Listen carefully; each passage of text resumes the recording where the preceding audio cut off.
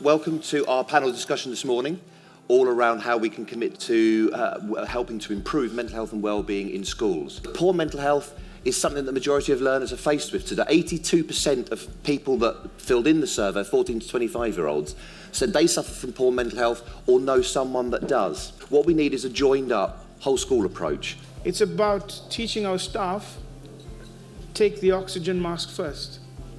How are you empowering yourself so you can empower and impact our students? I'm a child of my upbringing where mental health was seen as a problem that had to be fixed, and we talked about it as a problem that had to be fixed and something that was stigmatized.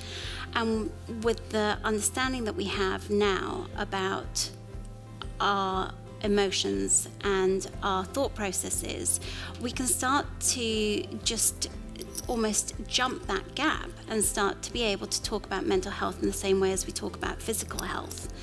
And that's where I think schools come in. It's about, number one, making it part of the school culture and ethos. We need to look at it more holistically and actually say there's lots of things that we'll all be doing that are really good and healthy, and actually sometimes there's things that come up that actually we need to address and deal with. It's not always that we need to do interventions, and I kind of think that many schools don't need to necessarily put in interventions as such, but create that kind of culture and ethos where things are there from the get-go, like support programs, like mindfulness, like resilience programs, all of those things, rather than being reactive.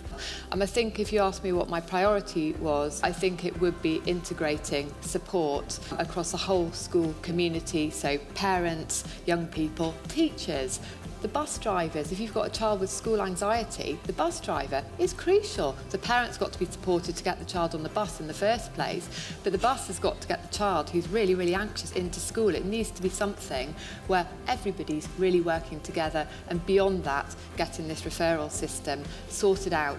I'd say it's remembering the whole spectrum and trying to integrate support across the whole community. Just take all the jargon away. The reality is that we all need each other, and within a school environment, if we keep the focus on the fact that that is a community that is able to nurture everyone within that community. As we prioritize, it should not just be about fixing a problem as such.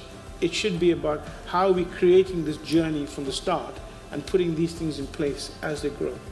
And mental health, it's so intertwined with things like language, just the language, empowering people with the language of resilience and looking at the good from a young age. Those preventative things, they're free. A lot of it's talking, isn't it? So I think there's so much that can be done. It's just being brave and having the desire to go in to do it.